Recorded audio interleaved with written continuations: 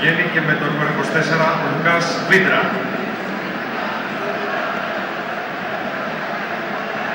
Μπαίνει στον αγωνιστικό χώρο με το νούμερο 26 ο Γιώργος Καραγκούς. Φιλαθλοί, μην πετάτε φωτοβολίδες και αυτογόνα, προστατεύστε το γήπεδό μας. Υπάρχει κίνδυνος να τιμωρηθεί η ομάδα μας. Η UEFA είναι πολύ αυστηρή σε τέτοια θέματα.